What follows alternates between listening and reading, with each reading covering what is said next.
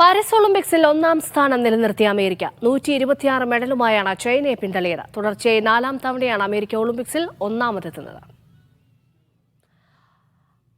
Sports ഡെസ്കിൽ നിന്ന് ഹരി ഗോവൻ ചേരുന്നു വിവരങ്ങൾ നൽകാൻ. ഹരി, അവസാന നിമിഷം വരെ ചൈനയുമായി ഒരു ഇഞ്ചോടിഞ്ച് പോരാട്ടം ഉണ്ടായിരുന്നു എങ്കിൽ പോലും കഴിഞ്ഞ കാലങ്ങളിലെ ആധിപത്യം അമേരിക്ക നിലനിർത്തിയല്ലേ? രശ്മ, തീർച്ചയായും പാരീസ് ഒളിമ്പിക്സിൽ ഈ കഴിഞ്ഞ 17 ദിവസം നീണ്ടുനിന്ന ആവേശ പോരാട്ടങ്ങൾക്കൊടുവിൽ ഇപ്പോൾ ഇത് അമേരിക്ക വിജയപട്ടം ചൂടിയിരിക്കുകയാണ്. തുടർച്ചയായ 4ാം ഒളിമ്പിക്സിലാണ് അമേരിക്ക ഒന്നാമതെത്തുന്നത്. ചൈനയെ പിന്തള്ളിയാണ് അമേരിക്കയുടെ ഈ നേട്ടം.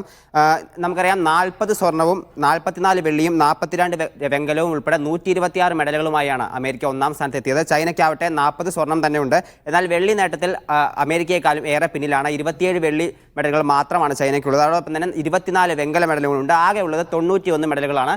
ഇന്നത്തെ ദിവസത്തിൽ, ഇന്ന് അവസാന ദിവസത്തിലേക്ക് വരുമ്പോൾ ചൈന 39 സ്വർണ്ണ മെഡലുകളുമായി പട്ടികയിൽ ഒന്നാം സ്ഥാനത്തായിരുന്നു. അമേരിക്കയ്ക്ക് ഇന്ന് നിർണായകമായ ചില ഫൈനൽ മത്സരങ്ങൾ നടക്കാനുണ്ടായിരുന്നു. അതിൽ ഒരു ഭൂരിഭാഗം മത്സരങ്ങളിലും സ്വർണ്ണം നേടേണ്ട ഒരു അനിവാര്യത ഉണ്ടായിരുന്നു. എന്നാൽ ഇന്നത്തെ ഒരു സ്വർണം കൂടെ ചൈന നേടിയതോടുകൂടി 40 സ്വർണ്ണ മെഡലിലേക്ക് ചൈന എത്തുകയായിരുന്നു. അവസാനം നടന്നിരുന്ന 3 ഫൈനലുകളിൽ ആദ്യ 2 ഫൈനലുകളിലും അമേരിക്കയ്ക്ക് വെള്ളി മെഡൽ മാത്രമാണ് നേടാനായത്. എന്നാൽ അവസാനം നടന്ന മത്സരത്തിൽ, ആവേശകരമായ ഒരു ബാസ്കറ്റ്ബോൾ മത്സരത്തിൽ സ്വർണം നേടിയാണ് ഇപ്പോൾ അമേരിക്ക ചൈനയെ പിന്തള്ളി ഒന്നാമതെത്തിയത്.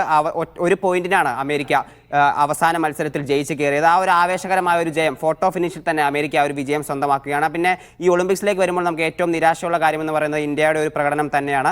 ഇന്ത്യ ടോക്കിയോയിൽ 7 മെഡലുകൾ നേടിയെങ്കിൽ ഇത്തവണ 6 മെഡലുകൾ മാത്രമാണ് ഇന്ത്യക്ക് സ്വന്തമാക്കാൻ സാധിച്ചത്. ടോക്കിയോയിൽ ഒരു സ്വർണ്ണ മെഡലും ഇന്ത്യക്കൊപ്പം ഉണ്ടായിരുന്നു. എന്നാൽ ഇക്കുറി ഒരു വെള്ളിയും 5 വെങ്കല മെഡലുമാണ് ഇന്ത്യക്കുള്ളത്. അത് ഏറെ നിരാശാജനകമായ ഒരു കാര്യമാണ്. ഷൂട്ടിങ്ങിൽ നിന്നാണ് ഇന്ത്യക്ക് ഏറ്റവും അധികം മെഡലുകൾ ഈ വർഷം കിട്ടിയത്. 3 മെഡലുകൾ ഷൂട്ടിങ്ങിൽ നിന്ന് മാത്രം പിറന്നു. അതോടൊപ്പം തന്നെ ഹോക്കിയിൽ ഒരു വെങ്കല മെഡലും ഗുസ്തിയിൽ ഒരു വെങ്കല മെഡലും ഇന്ത്യക്ക് സ്വന്തമാക്കാൻ സാധിച്ചു. ഇന്ന് 12:30 സമാപന ചടങ്ങുകൾ ആരംഭിക്കുകയാണ്. ഇന്ത്യക്കായി മനു ഭാക്കറും മലയാളികളുടെ അഭിമാനം PR ശ്രീജേഷും ഇന്ത്യൻ പതാക ഏന്തുമെന്നുള്ളത് നമുക്ക് ഏറ്റവും അഭിമാനകരമായ കാര്യമാണ്. വർണ്ണാഭമായ ഒരു ചടങ്ങിന് വേണ്ടി നമുക്ക് കാത്തിരിക്കാം. രശ്മ.